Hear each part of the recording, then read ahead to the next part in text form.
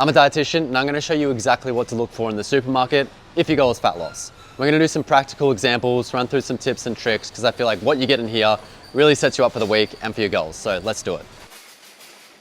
So some of the key things you want to look for when you're doing this shop is find foods that are going to make you feel full, because if you're aiming for fat loss, you're going to have to be in a deficit, which is going to make you feel a little bit more hungry. So we want filling foods.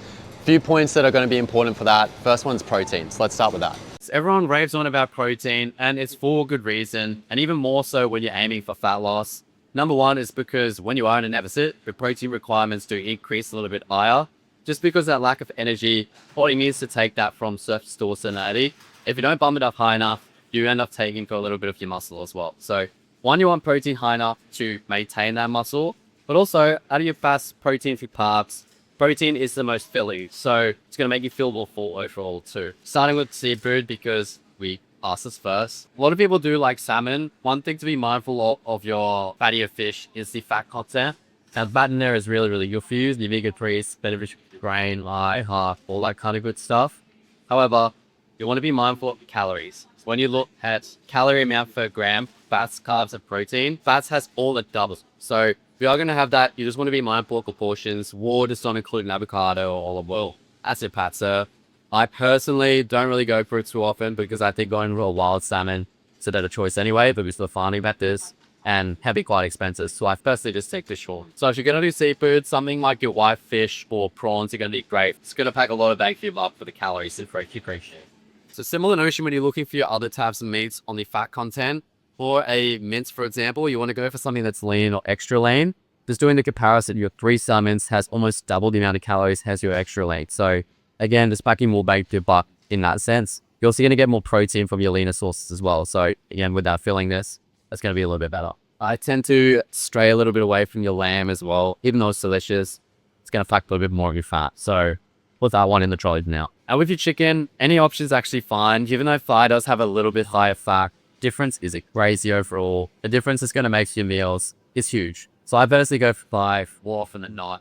Chuck that in stir fries, curries, those kind of things. So a few other benefits. Well, one that doesn't really get talked about enough is how nutrient dense those sources are. So for example, your steak and your red meat, it's really high in zinc and iron, which can be quite difficult to get from other sources. It also absorbs way better than your plant sources too. So it does pack a lot in that sense. There's also something called the thermic effect of food. So you actually burn about 10% of the total calories throughout the day actually digesting that food. And protein is the highest out of all of it. You do burn about 20 to 30% of the calories in protein, so just digest it, versus about 0 to 10% for your fats and carbs. So if you go from a very low protein diet to a very high protein diet, it does make a little bit of a difference as well. Hey Josh, for your fat loss clients, how much protein do you usually give them in their meal Great plans? question. So around 2 grams per kilo. If they were to get a DEXA scan, I'll base it on their lean mass and do about 2.3 to 3.1 grams per kilo of their lean mass. But a simple way to do it is around 2 grams per kilo. Now, I love eggs, super nutrient dense, very high quality protein source. However, as a total amount, isn't that high.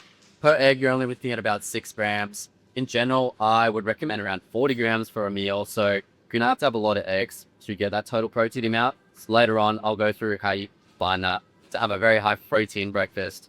I still recommend getting it anyway because it's really, really great for you, but just keep that in mind. Now, for you plant-based folks, when you think about protein, a lot of people do mention things like legumes. I personally don't think it's a great protein source because it does have a lot of carbs in there as well. So to get a good amount, you're going to rack up here the calories. Very, very good for you. But if you're going to have that, I would be combining it with other high protein sources as well. Your best option is going to be something like a tofu. So your firm's going to have the highest amounts. It's got less moisture overall, so you don't need as much to get the high protein amount. Something else to consider is the amino acid profiles, the quality of protein. It's going to be very, very close to that of animal sources. So it does have quite a high amount of your essential amino acid, which is going to be good for building muscle. Whereas the other ones, you need a bit of a combination to make up the total. So tofu and your soy foods can be best. Firm in that sense is the best as well. And tempeh is another good option, which is the fermented version. So it's going to have vitamin K and other nutrients as well. So I swap it up between the two. Let's find some TVP, because if you guys haven't heard of TVP before and you're plant-based, absolute game day. So basically a dried out soy product made to look like mince, but the macros are unreal. Oh, wow. Yeah. Yes, sir? Almost looks like dog food when it's just in the bag, but it's actually not too bad. Per serve, which is only 50 grams, it's 176 calories or 26 grams protein. It's like, it trumps I mean, even a lot of animal sources, to be honest, but definitely a lot of your plant sources. Since it looks like beef mince, you can kind of treat it like beef mince, but it's spaghetti bolognese and all that kind of stuff. So really great option there. And it's also quite economic as well, like $7. Not too bad at all. And this whole thing is 8 serves. And it hasn't got a lot of other shit in it as well. It's pretty much soybeans, so 98% of that. And then it's got, I mean, natural color 158. I don't know what that is, but most of it is just soy, which is what you want. And edamame is also awesome. So again, has a very good calorie to protein ratio. Also packed with fiber, which is going to be the next thing we talk about, because that's the other most important thing really to help with your fat loss goals. So you can chuck that in your salad, sprinkle it into your meals, and that's going to add up a little bit more protein. Also a great plant source of iron as well. So ticks a few boxes. Now with your fiber, a lot of people just mention it in relation to how well it makes you go to the toilet, which is true. But from the fat loss perspective, it does so many things. So main thing that it does is it slows down the digestion of your meal. What that means is, let's just say you have a plain bowl of rice and chicken and the exact same thing, but with a bunch of veg or fiber in there. That one with the veg, a bunch of fiber, is going to take a lot longer to break down. So your body's going to sense you still have food in you and send out your fullness satiety if you're still. Sorry. Hi. We're in the way, just let us know. YouTube actually for this one. Get all branded. Yes, I am. I think the symbol of that already. And I'm nearly 80. Are you really? Are That's insane. you seriously? Go. My God. Yeah, it must be all the tallow. Must be. We should film you instead. So the main sources of fiber are going to be fruit, veg. There's also a couple of other key ones, but starting with the fruit, fresh is great. I mean, things like an apple or banana, so just to munch on as a snack. I tend to go for a lot of the frozen fruit. That's a lot more economical. For example, did the nuts the other day. There's something like this ends up being about a third of the price. I put some in a bowl as well and just defrost that and add that onto yogurt. I want it more fresh, but 1 cup of this has about 6 grams of fiber. Overall, you want around 25 to 30 grams per day. And my general rule of thumb is for each of your main meals, you want around 1 cup of fruit or veg to increase that fiber and nutrient quality in your meals. So frozen fruit's great. Same kind of notion with your vegetables. So one other benefit is you don't have to chop it up. Recently, I have been going with fresh though and using a bit of a free blade chopper. So if you haven't seen that on Instagram, give me a follow. That has been an absolute game changer. It made it quite delicious, but from a convenience or a cost standpoint, frozen is the way to go. The other thing is bread. Some breads are a lot better than others. What you want to look for is the protein and fiber amount. Like we mentioned, those are going to be 2 of the key things to help you feel full. Something like this is a very great budget friendly, but also ticks those boxes. It's got 690 kilojoules per 2 slices, so around that 150 calories, I would say, and 10 grams of protein and 7.6 grams of fiber. So 2 slices of this has actually more grams of fiber than 1 cup of that. It's pretty unreal. Carbohydrate. A lot of people demonize carbs when it comes to fat loss. However, like we discussed before, it has around the same calories as protein and far less than fats. So overall, you're hitting the same amount of calories of protein, whether you go high carb or high fat, you get the same outcome. The arts can be great. Some are just a little bit better than others. The ones that aren't so great are ones you get to overeat on and packs quite a high amount of calories for the volume. Potato, on the other hand, is almost the opposite. So it packs a shit ton of volume for quite a low amount of calories. It's also got a decent amount of fiber, so it's going to make you consider full. And your spotlights have 25% less calories than your normal potato, so you can get even more. Putting numbers on actual volume you get from that. So if we look at per 150 calories, that's usually around 2 slices of bread, 1 cup of rice cooked, 80 grams of pasta, which really isn't that much, or 250 grams of raw potato. So it's almost double in some cases the amount of volume you could have, the same amount of calories. You chips with it, you do a lot. So I use spotlights a lot to recommend that to my clients and they're aiming for fat loss. The other benefit with your carbohydrates is that it's going to be your best fuel source for training.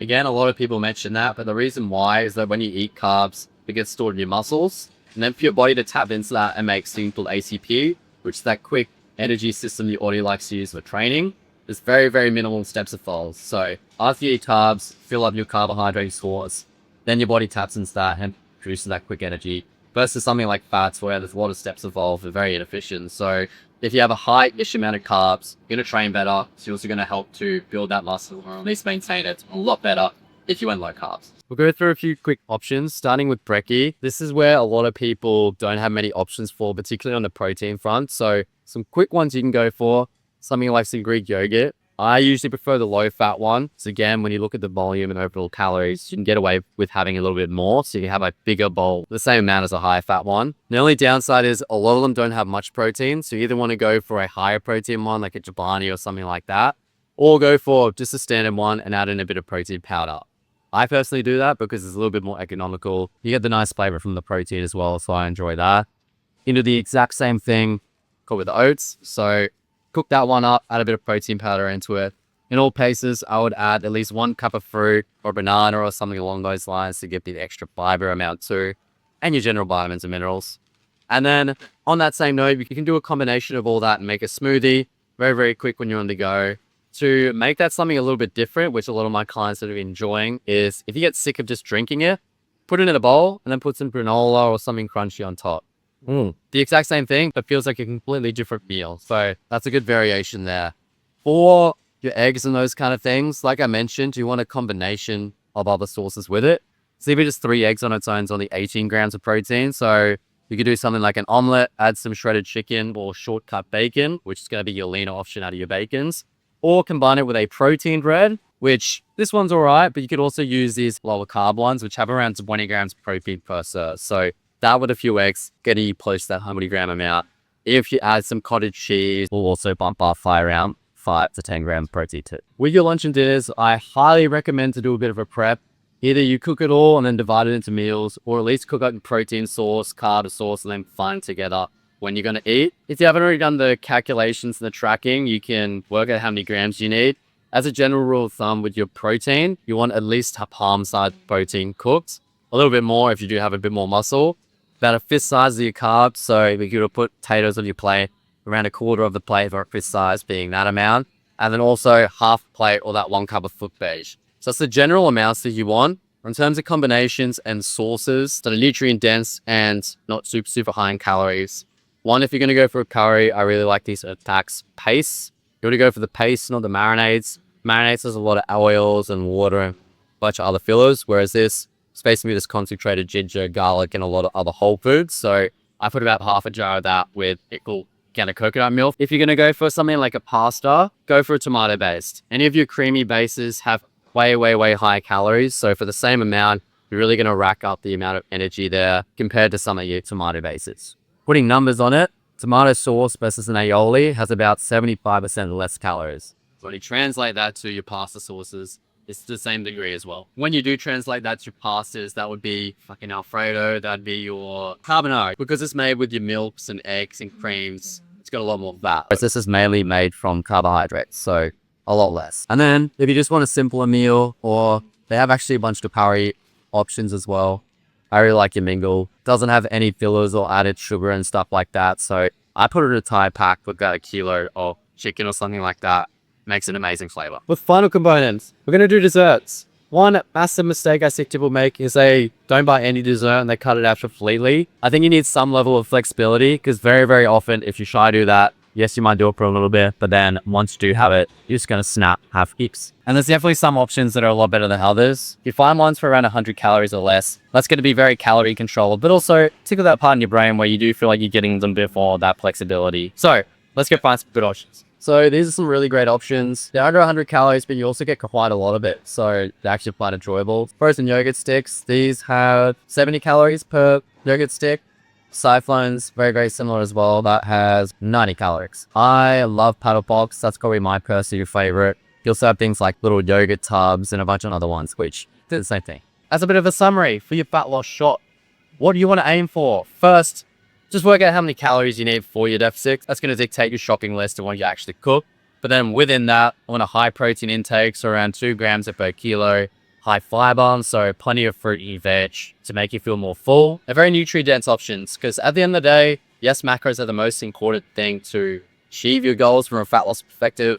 But if you're going to get a low amount of nutrients, you're going to feel lethargic and sleep like shit and a bunch of other stuff. So you want to make sure what you're choosing is mainly whole foods. Go for that kind of 80, 90, 10 to 20% approach, which is why I like to include things like cyclones and other little snacks like that throughout the day. You can do that, and it's going to make your diet for a lot easier to stick to. So in future videos, I might go through how to actually flesh out and make more of these meals. But if you enjoyed it, let me know, and I'll see you guys in the next one. Yo! Let's go.